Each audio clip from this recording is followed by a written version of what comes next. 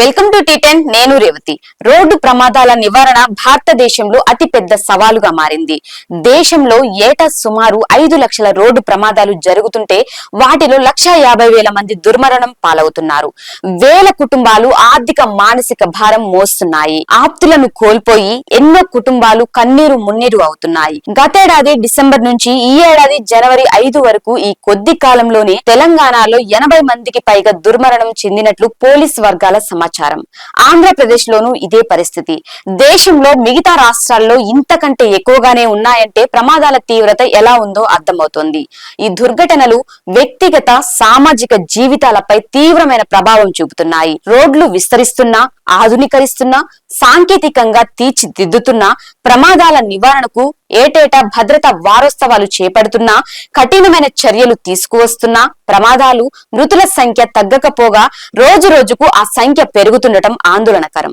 యాదాద్రి భువనగిరి జిల్లా భూదాన్ పోచంపల్లి మండలంలో కారు పల్టీ కొట్టి చెరువులో పడటంతో 5గురు మృతి చెందారు. సంగారెడ్డి జిల్లా గుమ్మడిదల వద్ద జరిగిన ప్రమాదంలో ఎదురెదురుగా వస్తున్న వాహనాలు ఢీకొని 4 మృతి చెందారు. మేడ్చల్ జిల్లా పోచంపల్లి వద్ద రోడ్డుపై ఉన్న విద్యుత్ స్తంభాన్ని వాహనం ఢీకొనడంతో 1 చనిపోయారు. స్పీడ్ గా పోతుండటం, లైట్లు చెక్ చేసుకోకపోవటం, హెల్మెట్ లేకుండా అతి వేగంతో పోవడం వంటి నిర్లక్ష్యం వల్లే ఈ ప్రమాదాలు చోటు చేసుకుంటున్నాయని పోలీస్ రికార్డుల్లో నోట్ చేశారు. ఇవన్నీ ఇటీవల జరిగినవే. రోడ్డు మధ్యలో విద్యుత్ స్తంభం ఉన్నా దాన్ని తొలగించకుండా అక్కడే ఉండటం ఎవరి నిర్లక్ష్యం? చెరువుల చుట్టూ గోడ కట్టాల్సిన బాధ్యత ఎవరిది? స్పీడ్ బ్రేకర్లు ఏర్పాటు చేయాల్సింది ఎవరు?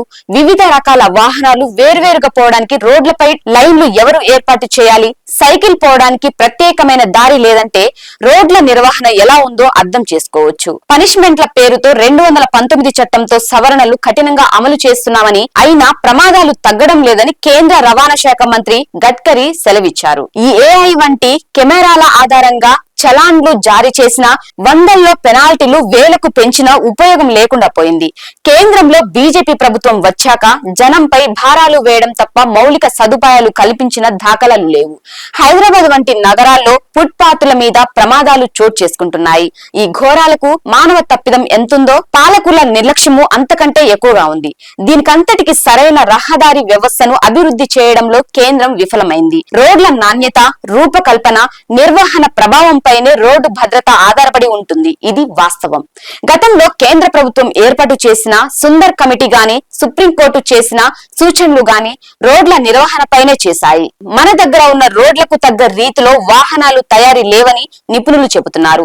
విదేశాల్లో ఉన్న కఠిన చట్టాలను ఇక్కడ అమలు చేసినా తగ్గలేదంటే ఆ దేశాల్లో రోడ్లు బాగుంటాయి. ఔటర్ రింగ్ రోడ్, కొన్ని చోట్ల నేషనల్ హైవేలపై దృష్టి పెడుతున్న ప్రభుత్వాలు నిత్యం జనం తిరిగే రోడ్లపై జాగ్రత్తలు పాటించడం లేదు.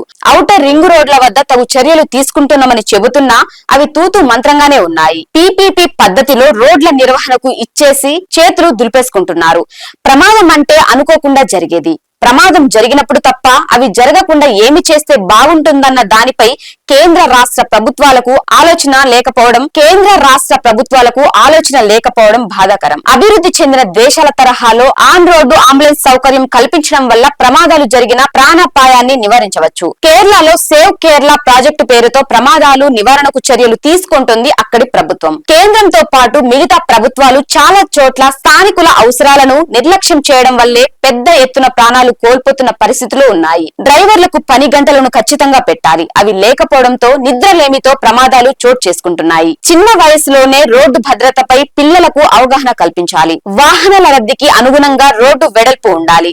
జీబ్రా క్రాసింగ్లు, పాదచారి వంతెనలు ఏర్పాటు చేయాలి. ప్రజా రవాణా వ్యవస్థ అందుబాటులో ఉంటే ప్రజల భద్రతకు రక్షణగా ఉంటుంది.